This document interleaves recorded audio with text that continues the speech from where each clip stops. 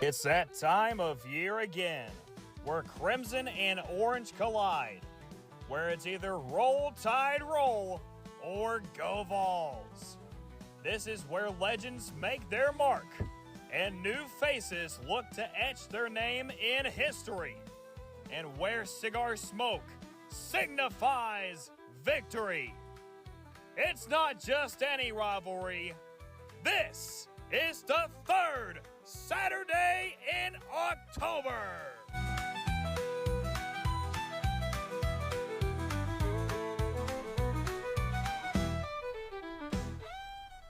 And on that note, ladies and gents, we welcome you to the third Saturday in October edition of Torch Sports. It's going to be a fantastic rivalry game, and we have a great crew to break it all down for you. Patrick Falcon, Luke Tao, Luke Lamry, Jeremy North II, and many, many more to get you set for the 108th edition of the Tennessee Volunteers and the Alabama Crimson Tide. This matchup has SEC championship and playoff implications written all over it. And we'll get you caught up on what the Vols will need to do to fix last week's victory over Arkansas and how Alabama will be ready to defend their home turf. We also have more Lady Vols volleyball updates for you later on in the show, as well as expectations for the upcoming basketball season. So with that being said, gentlemen, it's a big show. Let's get rolling. After clutching their first victory over the Arkansas Razorbacks since 2007 in a final of 34-31, the Tennessee Volunteers find themselves in a similar position from 1 year ago. 5-1 and 2-1 in SEC play, set to kick off the second half of the season against one of their most historic rivals. And it's not just any rivalry. It is the Alabama Crimson Tide, the third Saturday in October. The Vols will have to face the difficult challenge of defeating the Rolling Tide at Saban Field in Bryant-Denny Stadium, a feat they have not accomplished since 2003.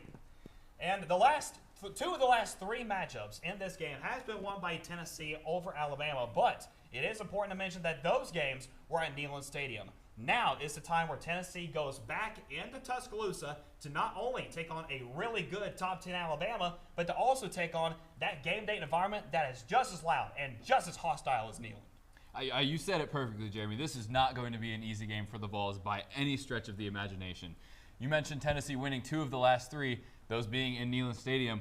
Tennessee hasn't gone down to Tuscaloosa and gotten a win since 2003. None of us were born yet the last time that Tennessee went down to Tuscaloosa and got a win. Think about that for a second. But you mentioned the 5-game win streak that Alabama is on too. And that's not an easy 5-game stretch. That includes wins over number 5 ranked Georgia, number 16 ranked Vanderbilt, and number 14 ranked Missouri, all in their last 3 games. So they're coming in hot in this matchup, and you know that the Crimson Tide are going to be ready to roll. To me, the Vols, this is intimidating for the Vols. So this is the first one where I think they're looking at it and saying, there's a good shot we might not come out of this victorious. You said it yourself. It's always been a tough game for them. But if you're looking at this Alabama team, they're a team with a dominating defense. They love to hold the ball, and they score a lot in the red zone. 96.4% of the times they're in the red zone, they're scoring, either touchdown or field goal. I mean, that's scary. 96% of the time, practically if you get in the red zone, they're going to score. So the Vols, they have to lock in on defense. In all honesty, I mean, Tennessee had a tough time. They're really struggling on defense right now. They rank 101st nationally in yards per game. To me, you have to bring those yards down. There's no other way about it. And I think we'll talk all about it, but Tennessee has to be firing on all cylinders, Patrick. And if you want to talk about environments, it's hard to go win on the road versus any team in the SEC. Since 2021, when Josh Apple took over, he has an 8-9 road record against SEC teams, which is the second best in the conference. I mean, that's crazy. A losing record is second best in the conference. That just shows you how hard it is to go win on the road in this conference. And then you look at Alabama, 15 straight home wins. Kalen DeBoer has not lost a game at home as the head coach of the Alabama Crimson Tide. I mean that's very impressive. And when you look at it, a lot of it comes down to momentum. When you miss those tackles and when you got SEC Nation going, the crowd's hyped up for one of the biggest rivalries, when those breaks start to go against you, it's a little bit harder to rebound from them than it is in Neyland Stadium when you got 102,000 backing you. But when you got 80 or 90,000 going against you, it becomes a lot more difficult. Those momentum switches become a lot more drastic. So it's really going to be a lot of an emotional test for the Volunteers, and they need to keep level-headed, and the coaches need to make sure to set that tone going into this week. And just to stress one more time how important this home field advantage is for Alabama, if you look at the last 15 years even, going past the last couple years, but since 2010, Alabama has only lost 10 games at home. over a 15-year stretch. Wow. They've lost 10 home games. So that's going to be a huge factor as well. You mentioned Neyland Stadium is big for the Vols. Bryant-Denny is huge for Alabama in this one. Yeah, y'all are hitting it pretty much perfectly in that in the SEC, home field advantage is very, very crucial. And we've seen it through many different teams this year. But I can't believe none of you have pointed this out, but this is the latest game that Tennessee is playing this year. They're going into Central Time at 6:30 p.m. So that might play a big factor in this game as well, don't you think? Absolutely, and it's a different set of circumstances. I think Tennessee, this set of squad has not played a night game before. They haven't played it surely in Bryant-Denny, where there's 100 and some thousand. I think it's a tough environment. I mean, we can talk about it all show long. This is a tough environment, one that you can say Neyland Stadium. It's just it's a different vibe. There's a similar amount of fans. Crowd noise, Neyland might be a little bit.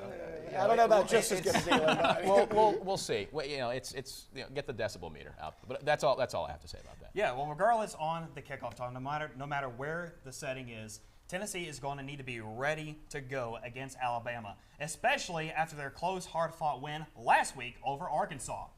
This matchup in Neyland Stadium was a wild roller coaster ride, to say the least. The offense started off slow, but would eventually pick up speed, with Joey Aguilar having a touchdown pass to the tight end, Miles Kitselman. While Deshaun Bishop and Peyton Lewis would also combine for 3 touchdowns on the ground. Meanwhile, the defense was able to capitalize off of Arkansas's offensive mistakes, as Arion Carter, Jaden Perlotti, and Jordan Ross each obtained a fumble recovery. So from the highlights, it was a much-needed win for the Vols because they are still pushing for an SEC championship and a second consecutive playoff appearance. But the inconsistencies were still on display in this game. And just a few of them. The Big Orange defense allowed 31 points against Arkansas. And get this, 10 penalties for 78 yards. That is a big no-no in the SEC. So you can clearly tell that Tennessee has got a lot of issues that are going to need to be addressed and cleaned up. I think the defense is getting a little too much of a slander. I mean, we all like to hate on the pass defense because the cornerbacks are out. But I think Arkansas, and even going back to Mississippi State, I think they did a good job of using the run game to set up the pass game, get everybody packed in, and then you get those corners and one-on-one coverage, and those 5-yard hitches start to stack up a little bit more. I mean, Mike Washington Jr. had 131 yards rushing last game, and Arkansas as a total had 240. But when you look at it, Arkansas has 2 of the 5 top leading SEC rushers. And then Mississippi State has the guy who's 6th in the SEC and Fluff Bothwell. So it's not like it's not like Tennessee's playing these bad rushing attacks. They are very good, and honestly, I think they are nationally underrated. But there's no question that it's definitely going to need to step up for this game, especially when you need to rely on the second and third level tacklers. You need to rely on those safeties and those cornerbacks to come up and make plays, especially if those boxes aren't stacked too much. To me, and Jeremy pointed out already, I'm a big penalty guy. I mean, 380 yards in penalties this season. I mean, I don't have to spell out for you guys. That's like 3 and almost 4 times down the field for your opponent. They clearly don't listen to the show, right? Because we've talked about this a couple times. Don't they know what Luke Lamry says about the penalties? We do talk about it a lot. But look, Bama only has 250 yards. They average only 43 yards in penalties a game. I think I looked it up. We're averaging about I think it's 67 yards. And I'll tell you, it's one of these things where you can say what you want about Saban. You can say what you want about DeBoer, but Saban had them disciplined. DeBoer tracking the same way. I think it's, if you're looking at it, it's coming to be this same Alabama team. It's these guys that are very disciplined. They know what they're doing, and sure, they're giving up some penalty yards, but it's definitely not as many as the Vols. Yeah, and we've talked about the players a lot on this show so far, looking at Tennessee's matchups. But what I haven't been impressed with this year so far is the coaching a little bit in late games. It feels like once Tennessee gets a lead, the coaching is scared. This is one of the best offenses in the country. Statistically, the number one, in total yards offensively. And when Tennessee builds up a lead, it just looks scared. They're running the ball up the middle against Arkansas. You get up 17 points, and then it ends up being a 3-point game, because it almost feels like you're not giving up, but you're not putting that same pressure down that you had that whole game. And if I take it back to the Georgia game, late in the game, the defense had that huge fumble to keep Tennessee on top by 5 and kind of stop Georgia's momentum. Aguilar had 351 yards to that point and 4 touchdowns, so he was rolling. Well, they decided to run the ball up the middle 3 times, get stopped, and then you're forcing your kicker to make a 48-yard field goal to put you up 8 and not make it a 2-score game. When if you would have pushed that ball down the field and potentially gotten a touchdown, that makes that a 2-score game, and it's a little bit more out of reach. So I think what Tennessee needs to do in this is if they grab an early lead, keep the pressure down, because once you start coaching scared and you take your foot off the gas, that's when you let these good teams start coming up and sneaking up on you and scoring late in the game. I think we've preached it every week. You have to go throttle down to the end, and it's one of these things. We've preached it all season as well. This team is a young team. This team is a set of guys that hasn't exactly been around each other for very long. They've had great success for the Vols, but I think it comes with time. And I think Heupel's working to get them there, but I think it also, you got to cut these guys a little bit of slack. But I completely agree with your point that we've talked about it all season long. You got to play the full 60 minutes. That is right. And Luke Lamberry also mentioned that one element that SEC coaches cannot stress enough is the discipline. It comes down to the mental mistakes. So the discipline between players, it needs to happen in this game. They need to be aware of what kind of a situation and they're in. And same thing as the coaches too. And we'll get more into the coaching decisions and the play calling later on in the show. But while this victory against Arkansas had its highlights, it also had its mistakes and questionable plays. And here to give you more on that is our one and only Lucas Reisenweber. Hey, thank you, Jeremy. Now, if you can see, I'm without the Kobe to my shack. It's lonely. But that does not matter because it's the third Saturday of October, and I want to take a look at this Tennessee team. I don't have a lot to say about the Tennessee offense because if you've been watching, I've been watching. They're playing great, but this Tennessee defense, they've got a lot of holes, and that comes down to their rush defense and their tackling. We're going to take a look at this game against Arkansas. There are way too many holes for a squad, a run that should be down at, I'd say, 5 yards past the line of scrimmage. He breaks through right there. Their blocking is great, but the defensive line, for how great they are on the pass rush, they have to lock it down with the defensive rush. But we're going to play count the missing tackle. We got one missing tackle, and they just kind of get worse and worse as it goes. We have 2 missing tackles, worse and worse as it goes. He should have been down there. 3 missed tackles, 4 missed tackles, and we got a great block. This ended up being a 30-yard rush when it should have been down, I'd say, 5 yards after the line of scrimmage. Those are difference makers when they get in a field goal range, but also looking at this weak secondary. We lost a lot of players, but Arkansas does not have an esteemed wide receiver core. You know who does have an esteemed wide receiver core is Alabama. You cannot be giving up plays like this in a Tennessee secondary. But we'll take a look at the offense because later on in the game, they've had problems with their clock management. We saw it against Georgia, against Mississippi State, now against Arkansas. You're up 10, 7 minutes left. You have a great 23-yard play to get to Kitzelman. But what do? You run it 3 more times. 3rd and 3, you get stuffed. Watch this. Absolutely nowhere to go. He gets stuffed. What do? They get a penalty. They punt the ball. Arkansas drives down the field, scores, makes it a 1-possession game. This could have ended very poorly for Tennessee, and if they want any game to last against a team like Alabama, they need to make sure that they lock down the end of the game and they make sure that they have their boys rush that run game because they can't have Alabama rushing against them like the rest of the teams did. Thank you, guys. Back to the desk.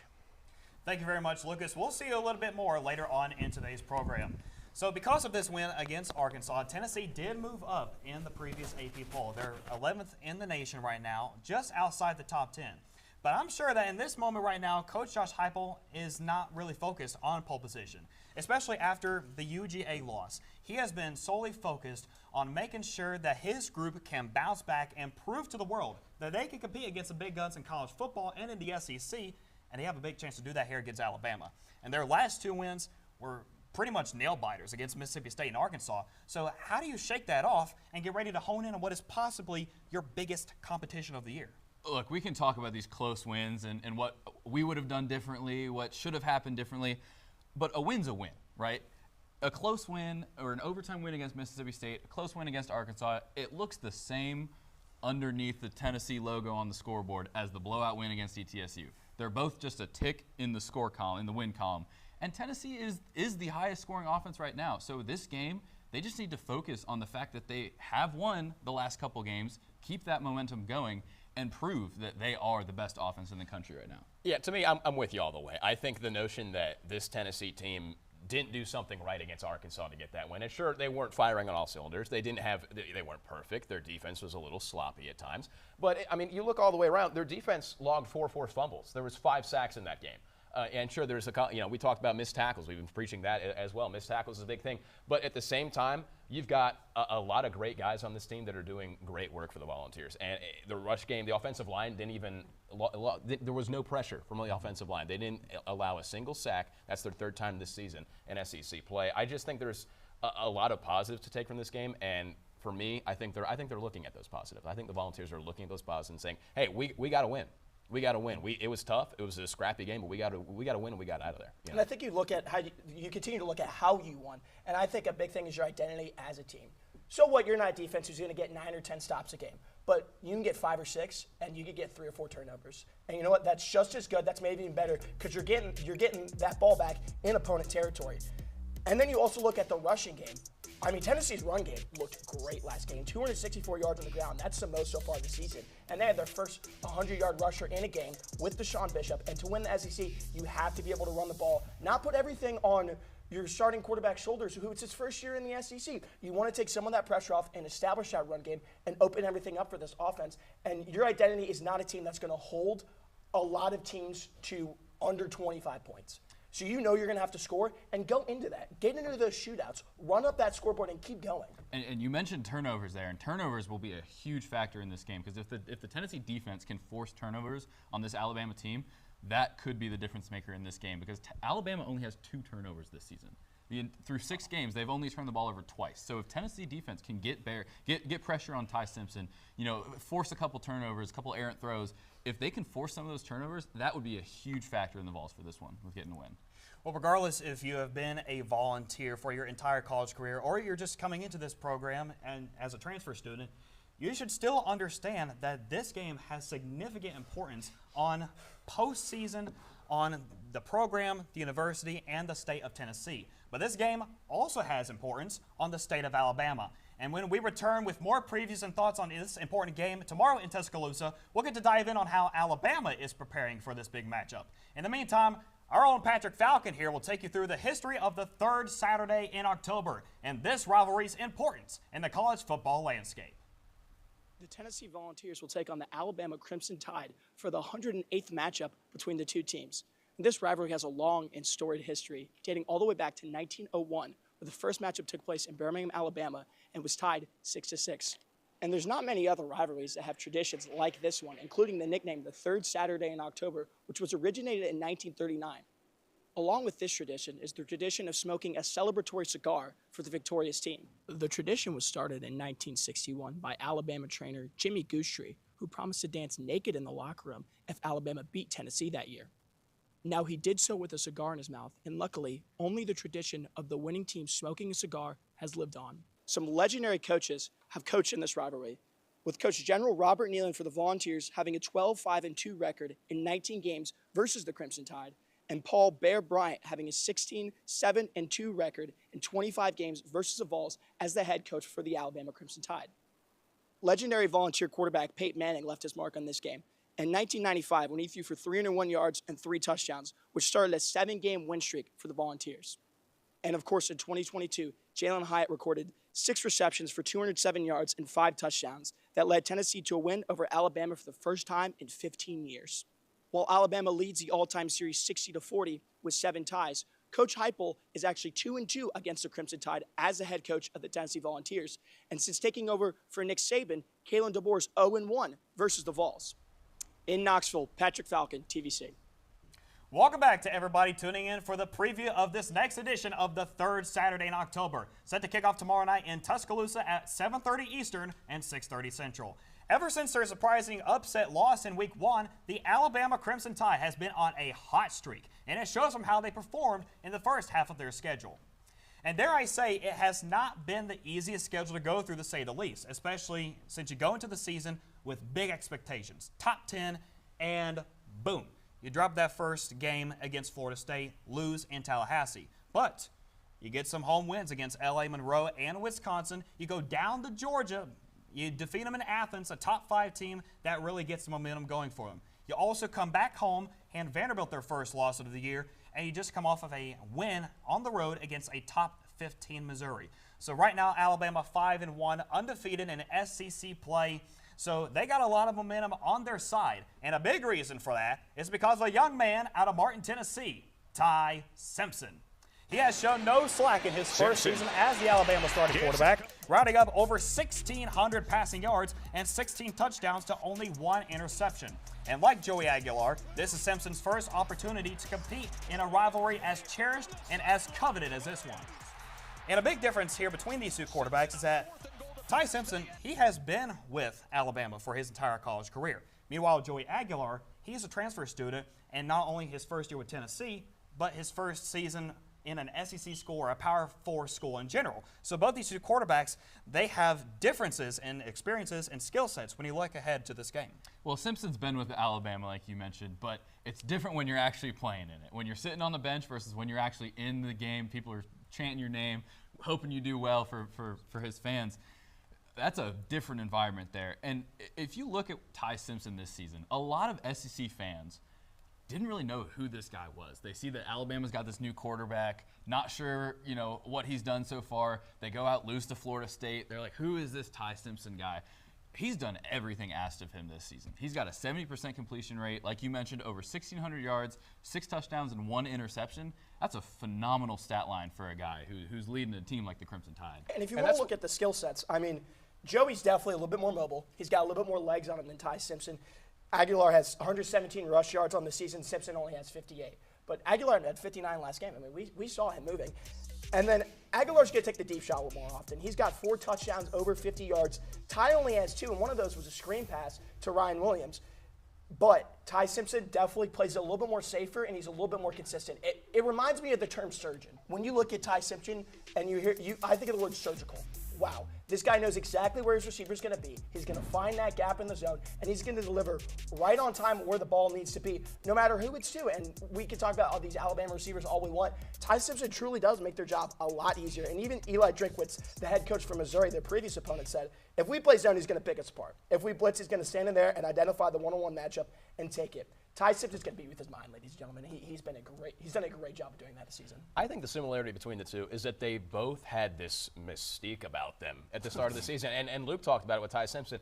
Who is this guy? What is he going to do for our program if you're talking about Alabama, of course? Well, it's the same thing with Tennessee. I mean, Tennessee had Joey Aguilar come in, a completely different game plan. He's got a whole new set of guys around him. I mean, the whole mystique around him was that how is he going to do? It could have nosedived for Volunteer fans. It could have nosedived quick. He stepped up to the occasion. And you said it with Ty Simpson.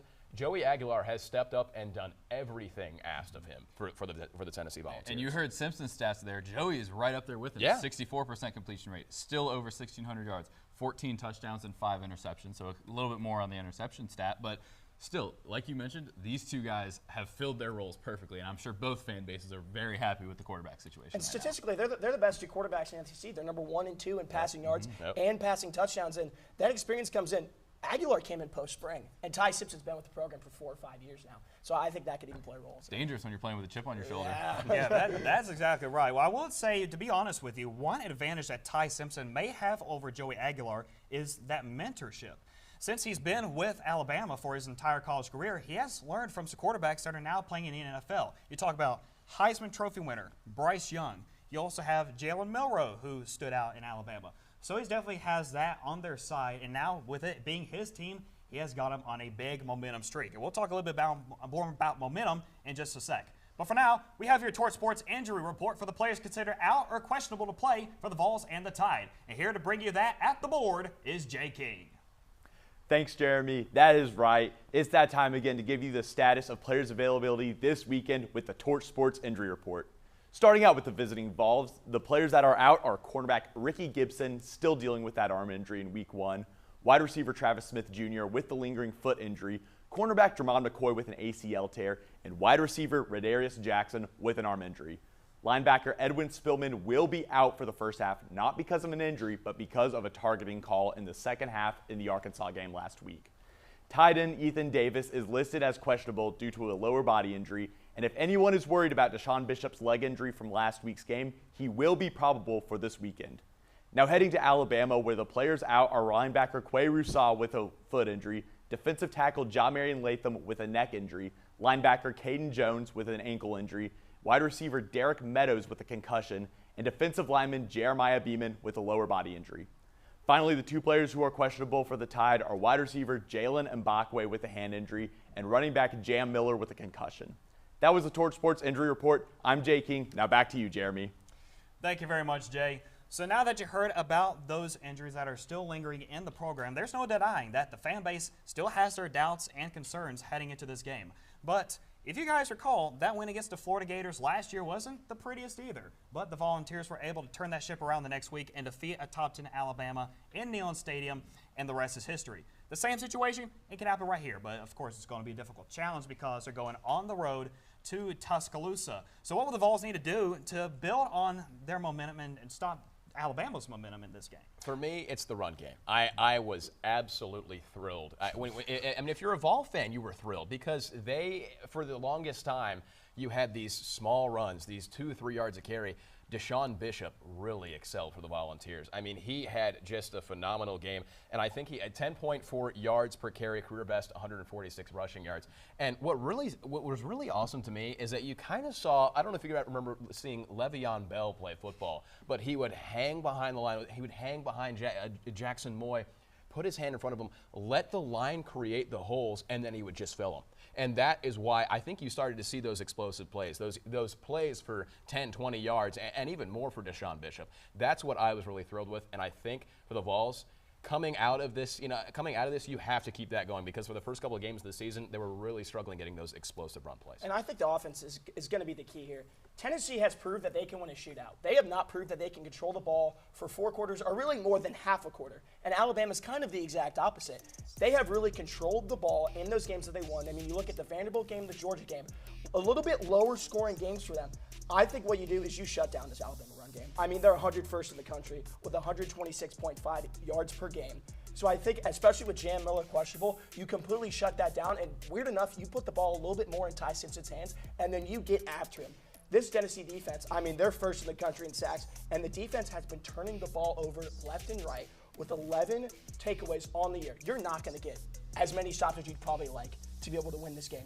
But what you can do is you can force Alabama to try to purely outscore you. Because I trust that Tennessee offense more than that Alabama offense, especially with the couple takeaways, couple stolen possessions that Tennessee's defense has been doing the past couple of games. I agree with you on the defensive side. I think the defense is critical in this game for exactly the reasons that you said.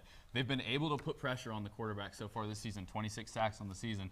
If you can get Ty Simpson uncomfortable in his home environment, then you're doing something right. And those takeaways are huge. We mentioned Alabama doesn't turn the ball over very much, but if you can force just a couple here and there, it doesn't even have to be the 3 that we've seen in previous games, but just a one-off turnover here or there, that is huge for the Vols, not only for momentum, but just for morale, because then the offense goes out and does their job even better because they see the defense is contributing as well. And even if you don't necessarily stop Alabama or get that takeaway, you don't want them eating 7, 8 minutes up with game clock because your best weapon is Joey Aguilar in the offense. I mean, you want them out there as much as possible to put up as many points as possible. And Alabama loves to chew the clock. They're 100%. averaging 34 minutes of possession every game. I mean, that's crazy. They love to eat the clock, and you're exactly right. Tennessee has to watch that.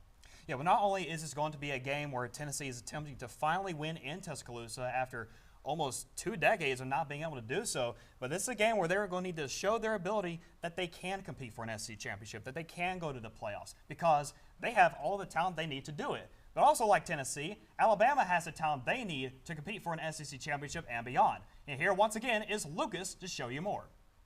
Hey, thanks, Jeremy. Now, Alabama's defense has had a pretty stumbly year this year. Now, their rushing defense has been number 59th, which is not that strong, and their passing defense is number 3, which is a pretty big deal. But we have seen in past weeks that they have had some weaknesses when it comes to the passing game. We're going to look in this Georgia game where there's just a lack of effort. Their cornerback gets absolutely torched off the rip. Easy just waltzes into the end zone. In the game against Tennessee has those ability to make those big plays, and the big plays is all it takes to really switch the momentum of the game. We see the same thing in Mizzou. The tight end comes up, absolutely beats him, and there's no really effort to struggle to get him down before the end zone. We're going to see it again a little more closer up as he just blows past the cornerback.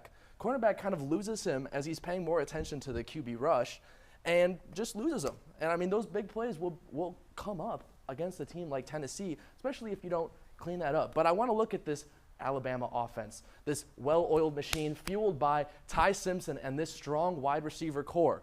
Now, they've had a great season, and honestly, Ty Simpson has not been sacked all that much, but these last 2 games, he's been sacked 4 times each, and he's claimed it's actually had to do with his confidence to get out of there and just holding onto the ball, which results in those sacks. But looking at this passing offense, Ty Simpson is able to locate these wide receivers who are not only elite route runners, but are able to catch the ball in traffic and put themselves in positions where the quarterback can get him the ball. I want to take a look at this amazing catch. I mean, these aren't even things that come down to the passing defense. This is the wide receivers themselves, and they are going to be attacking a wounded secondary like Tennessee. So if I'm Coach Heupel or if I'm a defensive coordinator, I'm hoping that my defensive line can put pressure on this quarterback to make him hold on and get sacked, or that my boys in the secondary can be in the right place at the right time, because a turnover is what they are going to need to switch the momentum in a hostile environment like Tuscaloosa. Thank you, guys. Back to you, Jeremy. Thank you very much, Lucas.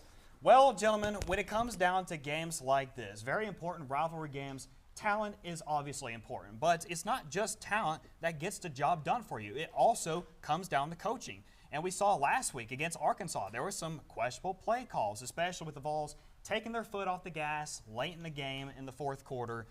But this state of Tennessee, they are counting on their players. They are counting on their coaches. Which of these calls, which of these decisions need to be corrected so that they can come out with a win over Alabama tomorrow? I think it's real plain and simple for me, and it's time management. Yes. I think the time management in the last couple of games has, quite frankly, been terrible. And I'm going to take it back past Arkansas, but to Mississippi State. And just to set the scene for you, it's a tie ball game. Tennessee has the ball with 1:23 left, and they have all 3 timeouts remaining. That's a dream scenario to go and make a last-second push and push your team to victory and not have it go into overtime. Well, Deshaun Bishop runs it up the middle, and from the time that he was downed to the time that they snapped the ball for the next play, 32 seconds went by, no timeout. Lack of urgency. 32 seconds just wasted right there. They run 2 more plays. Heupel calls a timeout when they're at midfield. Now you're at 3rd and 1, 18 seconds left after you were at 1:23. And they run hurry-up offense instead of calling a timeout there, which leads to an incomplete pass and 4 seconds left on the clock when you're at the 50-yard line. You're out of field goal range. Now you have to chuck up a Hail Mary, which the percentage of you getting that is awful. And so in those last 1:20 seconds, there was 35 seconds of wasted time that the Vols could have used to push the ball downfield, and you're going into overtime with 2 timeouts in your pocket. And it goes back to the old adage, you can't take them with you, so use them, right? And the time management has been very frustrating for Vol fans to watch, because the more time that you have to push the ball down the field and win those games, the better chance you have of actually winning the game and not sending it into overtime.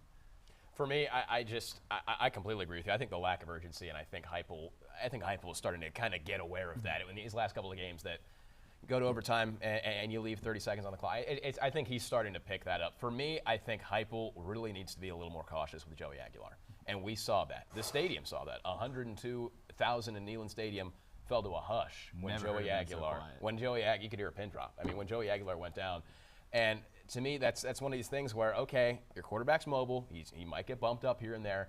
Well, he comes back in the game. The first play is a design quarterback run. I mean, Vol fans were ripping their hair out. I mean, what is that play call? You almost lose this QB who has saved their guys just from the bottom of the depths. He's risen them up, and all of a sudden he's injured. He did okay, and then you put him back out there and you put him back on the line again. It doesn't make any sense to me. Yeah, so obviously, like, Joey Aguilar, even though this is his first season at UT and maybe even his only season, he is still an important part of this program. So protecting him is going to be a big factor in how they can perform in this game against Alabama. I mean, the thing that jumps out to me is being conservative. And you talked about the Mississippi State game. You talked a little bit about the Arkansas game. Let's even throw back to the Georgia game. You fumble in field goal range, and all you do is run the ball 3 times up the middle, try to chew a little bit of the clock, and then you set Max Gilbert up with the 49-yard field goal. I mean, that's as much as I think he should have made it. That's not an easy kick. And then you look at the Arkansas game, up 10 with 8 minutes 17 seconds left. That is not a safe lead. I mean, Arkansas's offense has been clicking all day. You want to push the agenda. Put your foot on the gas. Go up 17 with 5 minutes left to play, with 6 minutes left to play. That's much safer of a lead than what you chose to do, which was be a little bit more conservative, and you only won by 3. I mean, you were close to letting that completely go at the end. If Tennessee doesn't get that first down, that game's a lot closer, and Josh Heupel, he's being questioned a lot more. And this is a problem that goes back to last year. I mean, the Oklahoma game, he kind of shut it down the second half, and I understand the offense was not as potent as it is this year, but still, it almost cost them that game if Oklahoma wasn't having the quarterback trouble they had. To pose a question to you real quick, with these close games and 2 overtime games so far, Tennessee's never had 3 overtime games in one season. Do you think we might see that this year with how close these games are? I think you definitely could. And to me, it's not as big of a deal versus Arkansas and Mississippi State because there is a talent disparity there. And you can go in with confidence and knowing that. You can't be overconfident. But you can know, hey, my team's better than yours. But versus Georgia and Alabama, I mean, you have a shot to pull up an upset, and you're going to go conservative. I mean, and then you talk about anyone can win in overtime. I think it's definitely possible if we see Tennessee playing up or down, unfortunately, to the level of competition that they have.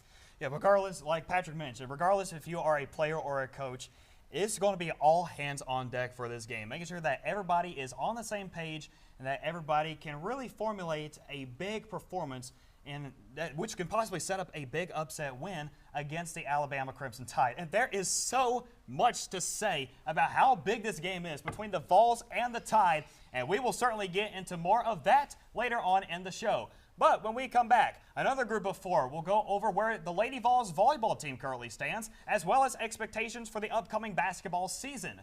Earlier this week, Torch Sports' Taylor Langford asked if you can say something nice about Alabama.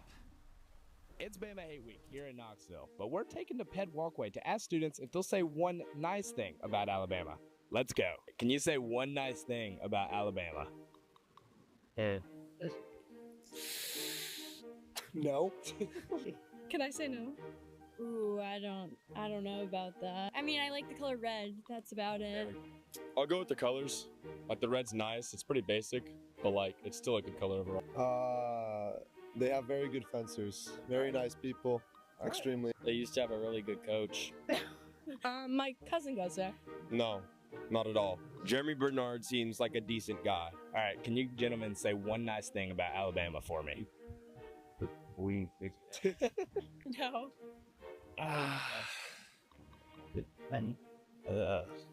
They got a nice beach at the bottom of their state. I don't know. Oh, heck no. I honestly could not say one nice thing about Alabama. I can't think of a single thing, no. Think about Bama. I think it's pretty cool that they wrote a song about us. They like to sing it too. It's nice of them. No, never. Go Vols. Vols all the way, baby. Thank you guys for watching. Make sure to follow us at Torch Sports UTK. And as always, go Vols. Welcome back to Torch Sports. I'm Lauren Gimpler, and sitting beside me we have Jack Glennon, Charlie Fernandez, and Nick Rose. Now, I know that this Tennessee Volunteers football team has a big matchup coming up on this third Saturday of October, but we thought we would take the time to turn your attention just for a minute to see what else Tennessee is doing in the world of college athletics, starting with men's basketball. The Vols are currently ranked at number 18 in the preseason AP poll and will kick off their season in just a few weeks, hosting the Mercer Bears right here at home. After back-to-back trips to the Elite Eight and consistent top 25 rankings, the expectations are sky high for this team once again. But with a tough schedule ahead and plenty of new faces on the roster, will Tennessee be able to keep up that momentum? So boys, my question for y'all, what are your expectations for this team as we head into the season? Jack, kick us off. My expectations are high, as they should be with this team. It's a Rick Barnes-led team. You know how Rick Barnes gets the most out of his players. He's a player's coach. He's a defensive-minded coach, and defensive teams are always going to be competitive. They lost key pieces. The lack of roster continuity will hurt. It's tough for me because there's so many competitors in this SEC. You mentioned they're number 18 in the rankings preseason. There's 4 SEC teams above them in the 17 spots ahead of the Tennessee Volunteers. So it'll be hard for them to even win the SEC, not just go to the Final Four. But I could see the Sweet 16 and the Elite 8 being a real goal for this team. Jack, absolutely. High expectations as usual with a Rick Barnes-led team. It's extremely hard to predict basketball as there's many ups and downs throughout the season. You can look for a team that I think the Ohio State and the Duke exhibition matches will definitely help them figure things out early. There's a lot of size on this year's team, and this could very easily be a 10 or 11-man deep rotation. They can definitely get rolling, need to figure things out in non-conference games before they get into SEC play. I completely agree with you guys. I mean, this is an incredibly talented team, just loaded everywhere. Last year the Vols had some depth issues in the front court, addressed that, have 5 guys now that could potentially see playing time, loaded up on guards, picked up Amari Abrams out the portal, Israeli recruit Ethan Berg, and then Frenchman Clarence Masamba, Amari Evans, Troy Henderson, just loaded up with talent. You got Jacoby Gillespie, the prized possession of this class, out the portal to replace Ziegler. I think this is a team that they're looking for their third straight Elite Eight. And I think this whole season depends on what Nate Ament looks like out there. If this guy develops during the season, I don't think this is an Elite Eight team. I think this is a national championship contending team. Wow. Well, clearly the expectations for this team are high, and y'all kind of touched on the depth, and I want to take a look at this team's roster. The roster has done almost a complete 180 since last season, with only one returning starter being Felix Okpara. The Vols also have returning Cade Phillips, Bishop Boswell, and JP Estrella. Now, Estrella missed almost the entirety of last season due to a foot injury, while Phillips and Boswell saw the court a number of times last season, making large contributions to the team's success. But even with these returners, the Vols will still be looking for someone to fill the void of star players Zakai Ziegler and Chaz Lanier. The Vols have had a busy offseason recruiting and preparing 9 new players to be ready to take the court with the team come November. Some of these new players include freshman Nate Ament and Amari Evans, as well as Maryland transfer Jacoby Gillespie. So with so many new faces, who do y'all think will be the Vols standout this year? Charlie? Yeah, well, similar to last year, Lauren, I think everyone is going to be making contributions. Zakai Ziegler really kind of led this offense, and Chaz Lanier bounced off of that with his explosive scoring he did last year. Cade Phillips was somebody I really liked last year, who's an explosive part off the bench. I think he could get an increased role and could potentially even be a starter this year. Last year, he averaged in only 15 minutes, 3.5 rebounds and 4.5 points. He could be a high energy guy for this Tennessee Volunteers team this year. Absolutely, Charlie. For me, I think Jacoby Gillespie is going to be the #1 guy. That goes without a doubt. He had 34 points in the scrimmage just a few days ago. But I got to go with an underrated pickup during this offseason. Give me Louisiana Tech transfer Amari Abram. This is a guy who averaged 37.3% from 3 last year. He's an absolute dog on the defensive side of the basketball court. And he's just going to be the Jordan Gainey replacement, I believe. He's going to be that guy that comes off the bench, provides a spark, gets some points when you need it, and be locked down on the defensive side of the ball. Love that comparison right there. If he's a Jordan Gainey replacement, hopefully he can hit that mid-range jumper from the free throw line, because that was the Jordan Gainey signature move. But I'm going to go with another guy who I think is really underrated, Nick, and that's Jalen Carey. This team really struggled to rebound a season ago. Igor Milicic, Felix Okpara were doing most of the work in that department, especially like you mentioned with the injury to JP Estrella. There wasn't a lot of depth at the forward position, but this is different now. They got Jalen Carey, a Vanderbilt transfer, who averaged 6 rebounds per game last year. In the 2 games against Tennessee Volunteers, obviously a very quality opponent with Vanderbilt, he scored 32 points and put up 17 rebounds with 4 assists. This is a guy who can do it all. He's 6'8", 275 pounds.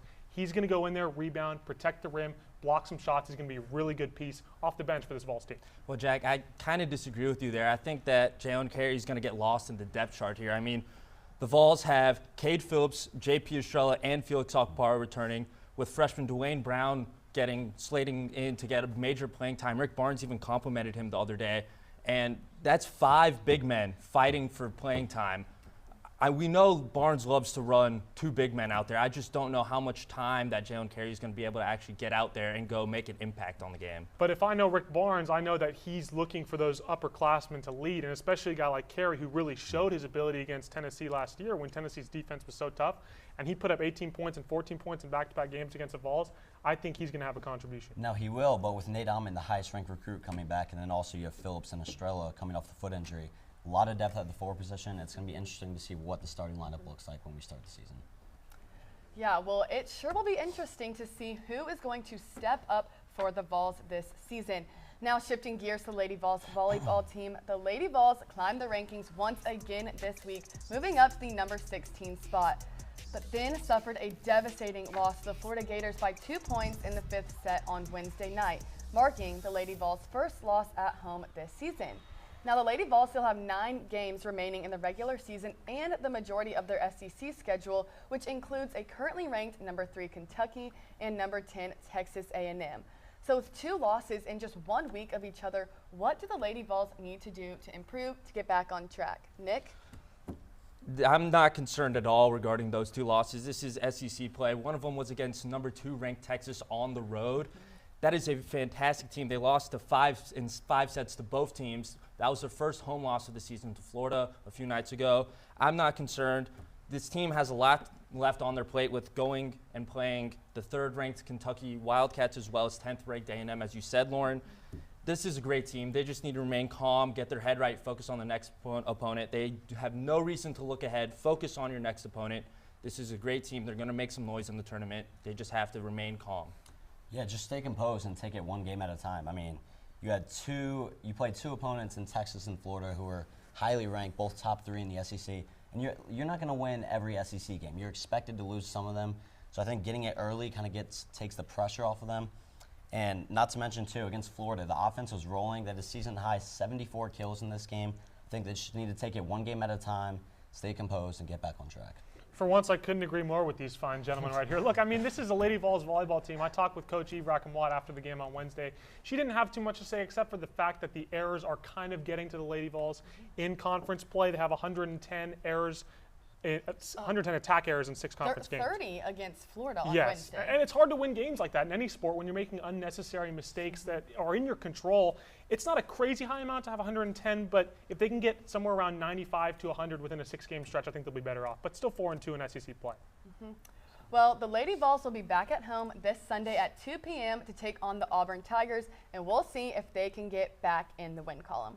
Well, that is all the time that we have for you today, but be sure to keep an eye on how Tennessee continues to make waves across college athletics. For now, we'll send it back to the football crew to give you their picks for this weekend's top 15 matchup.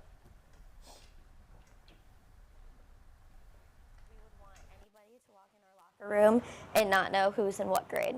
Lady Vol soccer has had a record-breaking year, and their unique team dynamic is a big reason why. A lot of trends and traditions in Tennessee soccer that started a long time before us.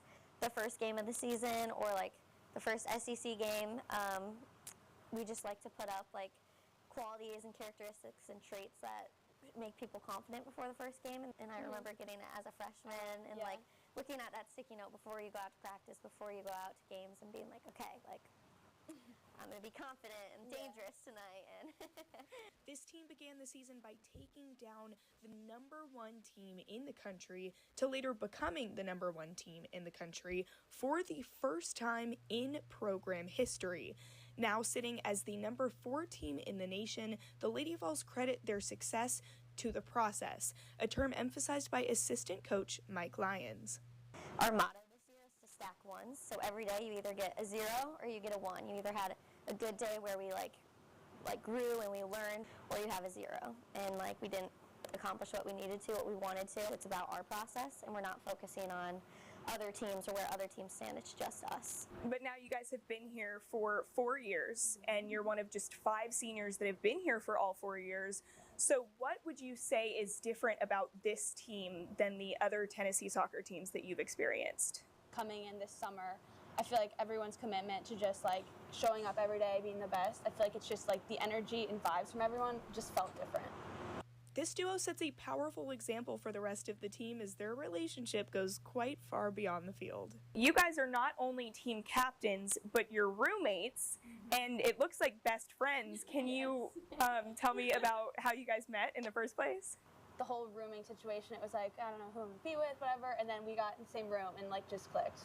Same morals, same values, and did everything together. Faith is huge for us, and we're both super strong in our faith, and I think Allie's probably the closest friend I have who's pushes me in my faith and inspires me to be a better person, and I think that's been great. Support this group as they head to Vanderbilt to face the Commodores this Sunday for their second to last regular season matchup. Well, welcome back to this very special edition of Tour Sports. Before we run out of time, gentlemen, you know what time it is.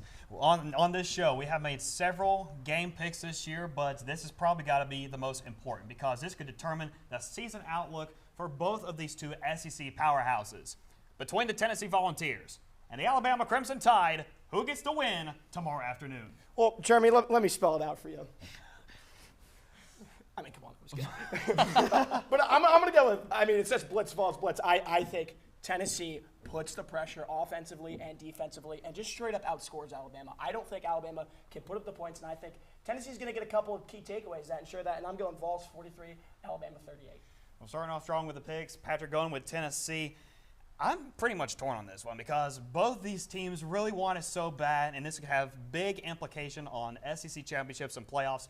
I'm going to go 41-31, in favor of the Tide. I'm sorry, but I believe that since it's just in Tuscaloosa and Bama has been on a streak right now, that 5-game winning streak, pretty much at this point, well, some people, they have forgotten about that Florida State loss because Alabama has been on a roll, and I believe that it's going to continue in this game. I got the Crimson Tide 41-31.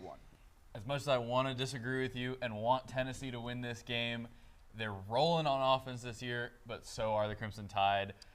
I'll believe Tennessee can beat them down in Bryant-Denny when I see it. I haven't seen it yet because I wasn't born the last time they did it. So I'm taking Alabama on this one, 31-21. Larry, please raise my spirits here. You know what? I got you, Patrick. I got you. For me, I think the Vols have all of the pieces of the puzzle. I think they just have to put it all together against a really, really tough Alabama opponent. Look, I think it's going to come down to the wire. I think it's going to be close. I think we're going to see a little bit of a last-second field goal. I'm going to go 38-35. Vols silence the crowd in Bryant-Denny. Wow, so it is split 50-50 here at the desk. And here to break the tie between the Vols and the Tide, Lucas, who do you have? Well, I'm going to make this quite easy for you fellas. I got a text from my co-host saying that he unarguably agrees that it's going to be 34-23 the Tide. I'm going to agree with him, but I'm going to give Tennessee a little more benefit of the doubt. I'm going to say it's going to be a 35-28 the Vols. I think that the Vols defense, their secondary, is going to be in all sorts of trouble with Ty Simpson, and their D-line is going to be occupied with the return of Jam Miller. So I think they're going to put up a lot of points. It's going to be a heartbreaker. They're both really itching for those playoffs. So I think I'm just hoping for some good football. Send my good hopes to those teams. Let's watch a good game. Back to you guys. That is right, Lucas. Well, regardless of if you're picking the Vols or the Tide in this game, I, for one, am pumped for this game between Tennessee and Alabama. Tomorrow night at Saban Field and Bryant-Denny Stadium, it's going to be a rowdy environment. And it is also good to see that this rivalry will continue to go, especially in the new 9-game SEC schedule for many years to come. But, of course, the next matchup is tomorrow, and only one can come out a winner between the Vols and the Tide. And we'll be breaking down these results on our next show and preview Tennessee's path moving forward as October progresses. Our talented social media team will be present in Tuscaloosa, so make sure you follow along for some sports coverage like no other. Follow The Torch on Instagram and TikTok at TorchSportsUTK and X at TorchSports_UTK for updates and highlights on this game and more. We appreciate each and every single one of you for tuning in to a special Torch Sports on this beautiful Friday afternoon. And we will see you right here, same time next week. For Patrick Falcon, Lucas Howe, and Luke Lamoureux, and everybody else here at TVC, I'm Jeremy Knott II saying we'll see you next time. Enjoy your third Saturday of October, and ladies and gents, that was Torch Sports!